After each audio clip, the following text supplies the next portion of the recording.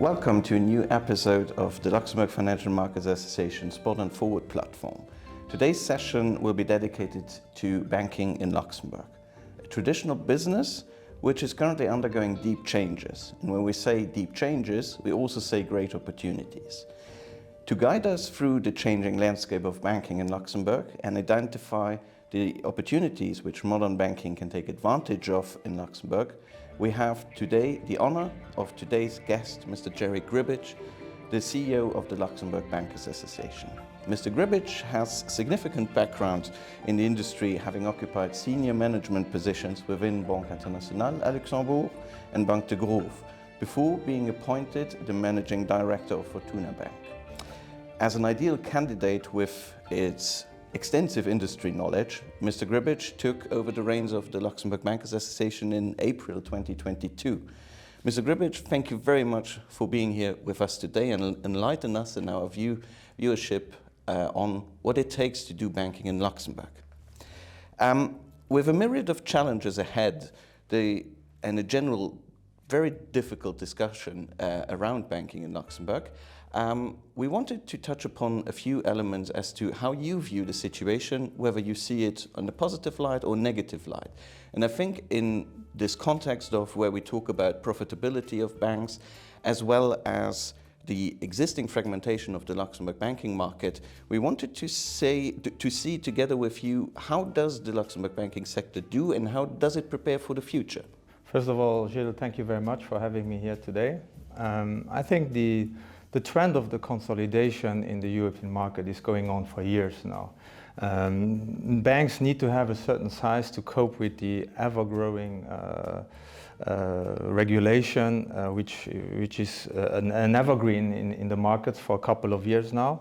And so the trend of consolidation will go on. We have important investments to do on sustainable finance and also with the digital transition.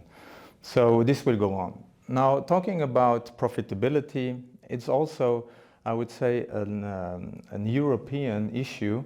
All the European banks are not as profitable as their US or Asian peers. So that's a major issue here in Europe. Now, looking to the cost-income ratio, Luxembourg is outperforming its neighboring countries, so which is a good thing for Luxembourg, and we should continue to advocate that it stays like this. So going on the other side, on having a look at the fragmentation of the activity in Luxembourg, I think that Luxembourg is a unique place in the world where you have in such a small country a concentration of all the major activities a bank can do. I'm talking about corporate banking, private banking, retail banking, investment services, and depository banking.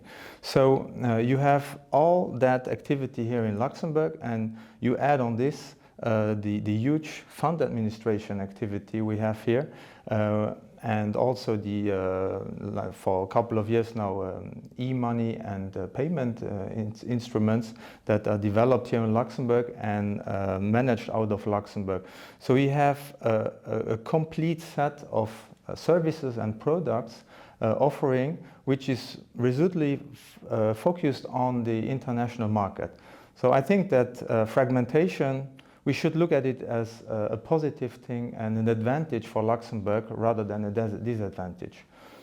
For instance, we have some international banks in Luxembourg that are thinking about developing further their presence in Luxembourg with new activities. So not only developing existing activities, but they have ideas to develop new business here. Why is that so? Because they have the talent they need and the competences they find here in Luxembourg. So that's quite important.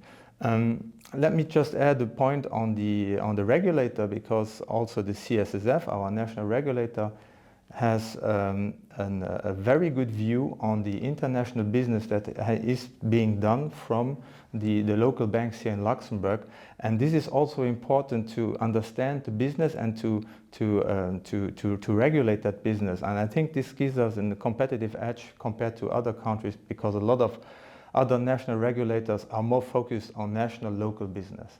And then finally, I think we need to say that our government is well aware of the importance of the finance sector in Luxembourg. We're representing more or less a third of the GDP of the country. So they are ready to do everything which is possible to keep it that way. So, Jerry, you already mentioned the role of Luxembourg within Europe. And I think that that's a very crucial point, because obviously the banking place operates internationally. But that also brings with it a challenge insofar as a lot of problems cannot be addressed specifically in Luxembourg, but they need to be addressed on a European or international scheme. But if you had to take a more national view, what problems or what challenges do you see that can be improved or that can be tackled at national level? So we see 6 major challenges where we can react and act here in Luxembourg for the industry and for the economy as a whole. Firstly, it's the talent attraction for Luxembourg, which is an issue now in all over Europe, but also in Luxembourg. Then the tax environment needs to be beefed up. We have to modernize our public services. And then, of course, digitalization, sustainable finance, and at the end of the day, last but not least, financial education is very important. If we have a look at talent attraction, I mean, basically the game today is on the first side to keep and retain the talents you have. And that's why we are advocating with the government to really support the corporates that want to upskill and reskill their employees in order to keep them and to make them fit for the future and the new technologies that lie ahead of us. Second is can we attract people to Luxembourg, and there of course we need to have a better tax regime, which brings me to the second point. In order to attract people from abroad, a lot of countries, neighboring countries in Europe have an impatriate regime which is quite interesting. We have one too.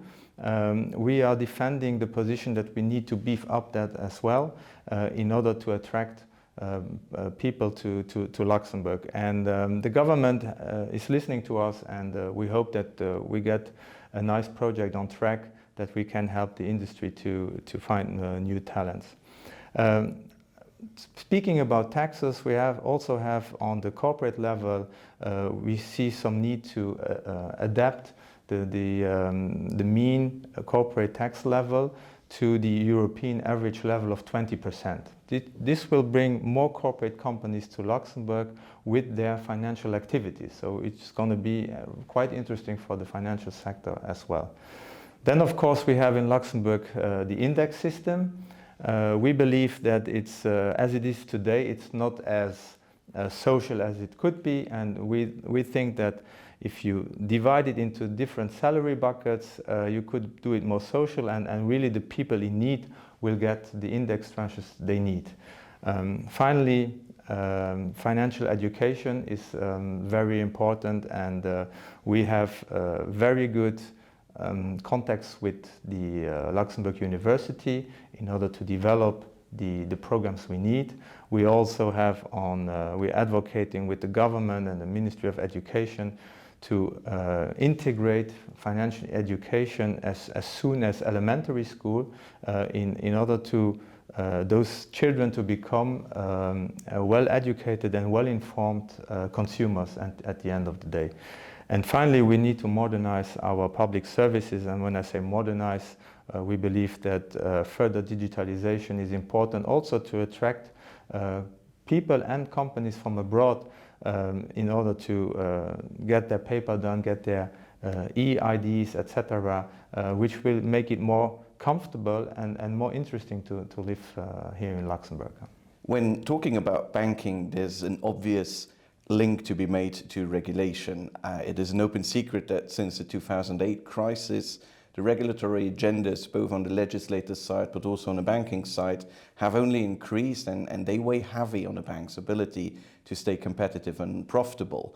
And so the question bears itself insofar as to how do Luxembourg banks and the banking sector remain on top of the ever-moving regulatory train. And also for industry representatives like the Luxembourg Bankers Association, there's a role to play, and there's an important lobby action to be made.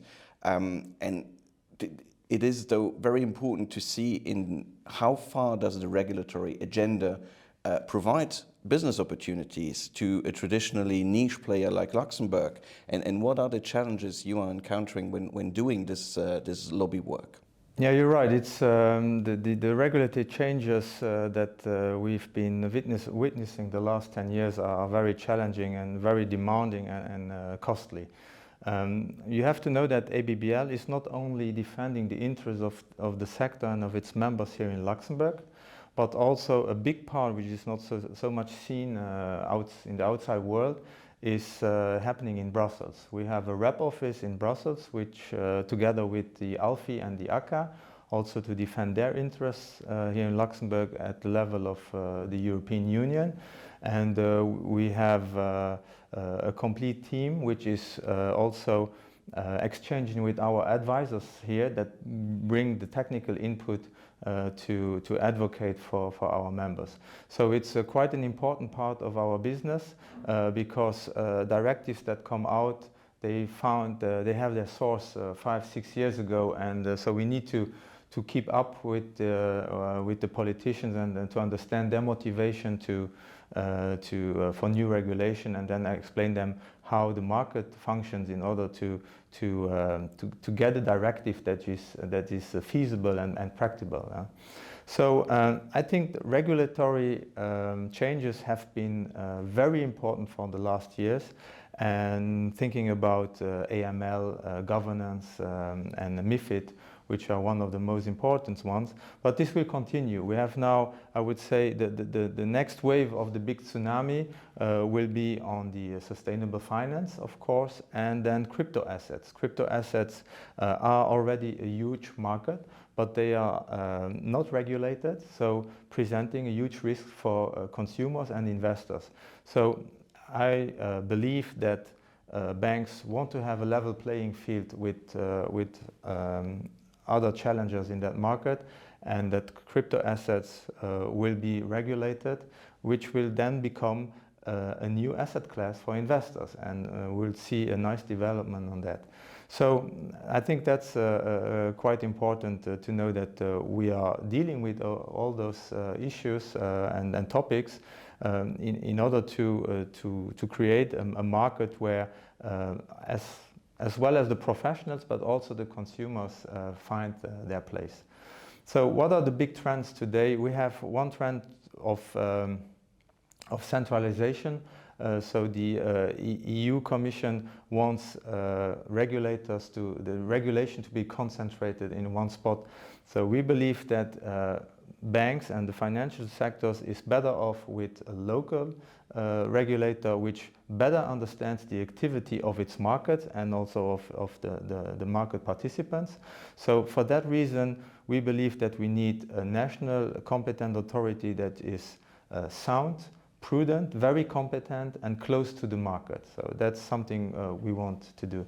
Another trend in the market is the greater convergence of regulations. So there is less room of interpretation, but nevertheless there is still room of interpretation for local authorities in perspective of the different activities they have. So again, Luxembourg has a lot of different activities, and we need to be to defend our members, we need to be very close to the regulators in order to explain them how the business functions, that they understand it, and in order to adapt the directives on the local level, which allows our members to continue to have a competitive edge to other countries, which is quite important. So we are not against regulation. We believe that regulation is very important, and it brings confidence into the market. And bankers need trust. If you don't trust your bank, you don't put your money in the bank. So regulation is good, but it has to be the regulation, the quality of the regulation has to be put in front of the quantity of the regulation. When talking about the evolution of banking models, there is one very public debate where a lot of ink has flown and where a lot of people have a very strong opinion about. It's the advent of neobanks. Obviously, it's a sort of competition to the traditional banking model, but it also brings in a new facet of banking, and I think that's quite fascinating. What is your take on the debate, traditional banking versus neobanking? You know that many European banks are facing a problem with their outdated core banking systems, and they need to invest into that. Now, digitalization has been accelerated to replace those, how do you call it, legacy systems due to COVID. The COVID crisis had a huge impact on that, and also due to the challengers banks where traditional banks needed to react. So 5 years ago, a lot of people said traditional banks will disappear with those new challengers banks, easy access, easy to open account, and this simply didn't happen. So I think that those neobanks have a very interesting approach to doing business, to doing banking business, and people and traditional banks were learning from that, and they were adopting it. Today I see that a lot of neobanks offer a few different products, but that the traditional banks have beefed up their digital appearance and offering more products than most neobanks. So they are adapting to the needs and the demands of the market. Nevertheless, I think that the approach of those neobanks and challenger banks is quite interesting for the banks. Also, the flexible approach and motivation of new ideas bringing into the market from fintechs is quite interesting for banks. And banks start to embrace those ideas and integrate it in their offering. And again, Luxembourg, I think, is very good placed to develop those new products and services, as the ecosystem in Luxembourg allows the banks to be very close to the fintechs. You know that we have the Loft in Luxembourg, the Luxembourg House of Fintech, which is cooperating with a lot of banks, and they develop new solutions for banking. So I think Luxembourg has again a competitive advantage to other places where the banking sector is so close to the fintech sector. Luxembourg and its financial sector is pretty renowned in the world for its pragmatism and also its ability to detect niche opportunities where other players don't position themselves. And that has sort of enabled Luxembourg to become this financial center that nobody expected on the map. Now, my question is, in an increasingly Europeanized market, will that still be possible? Is that still a possibility for Luxembourg to detect these niche opportunities and become relevant? Indeed, I believe so. I think Luxembourg has something which other financial centers don't have, and that's the international experience of cross-border activities here in Luxembourg. So we have a multicultural workforce, which is multilingual and really adapting very fast to cultural difference of customers. You put on top of that legal competences of international legal companies that are basically their main job is international business. So you have all the ingredients to play a major level on the European market. More on top of that, we, as a small country, and the close ties with the government as well with the regulator. After all, he's playing his role, but we have a really good relationship with them. Allows us to remain pragmatic in our approach and to move fast if we see an opportunity that we can be the first to put it in place and allow our members to develop a business first, and by this attracting that business to Luxembourg. I have two examples for you. For instance, virtual assets. You know that MiCA is coming to force next year, but already last year our national regulator, the CSSF, has put in place the possibility to register as a virtual asset service provider in order to start your business. So this, I believe, it's an advantage for banks here in Luxembourg to prepare for that market. It is sure that it's going to be regulated next year, and they can prepare, and by this it will allow those players to quite fast, when MiCA is in place, offer their solution for that market. Another interesting example is the European Banking Union and Capital Markets Union. I believe that the Capital Markets Union will be realized sooner or later, and looking at the history of Luxembourg for the last 60 years, it was always an international marketplace, and so we are ideally placed to embrace that Capital Markets Union because there will be a huge need of financing in Europe, the digital transition, the environmental transition, the restructuring of the Ukraine maybe. And there is a lot of funds that needs to be invested, and those funds will not only be collected on a local basis, but investors from abroad will invest, from the north will invest in the south, and etc. So I think this is going to be really an international European market, and Luxembourg has absolutely its role to play in that market.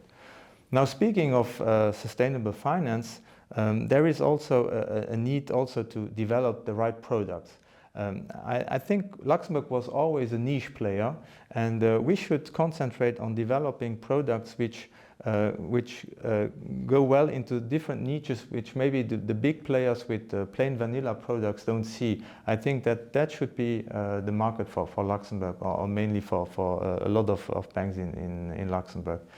And then not only developing the right products, but also developing the comprehension of the business and to educate your investors and your customers. So financial education is important. I already mentioned it, but also to make people understand how a market functions, what a bond is, what an equity is. That's quite important. So I think there's a lot to be done on that side in order to create a market with fine regulation, but also with professional banks that respect that regulation, and a product offering that suits the customers. When we're talking about financial markets, you mentioned the Capital Markets Union and the need for financing. We're obviously also talking about trading activities and dealing rooms. Now, the landscape of dealing rooms in Luxembourg has quite strongly evolved over the past 15 years. And specific activities have sort of been relocated or recentered at headquarters, while other activities seem to be still remain to be handled out of Luxembourg. Now, where do you see the Luxembourg financial markets headed, considering that there are new products being launched, there is a securitization legislation that is quite interesting, but more generally, what is the trading activity, the financial markets activity in itself, the value of that within the future of the Luxembourg banking place? There are still trading rooms in Luxembourg. I think the activity maybe has changed, and they are more responding to the needs of their customers directly. You are well aware that private banking activity has been very much increasing since we abolished the banking secrecy. So it has become a lot more professional. So a lot of those customers that are now, for the last, let's say, 5 to 10 years new to Luxembourg, are demanding a direct access to the markets. So the trading rooms that we have today are often linked to the demand to the customers. So I would rather say B2C trading rooms. And when you see the development of the assets under management in Luxembourg, not only in the fund industry, but also in private banking, which represents, I would say, roughly 25% of the whole activities in the banking sector here in Luxembourg.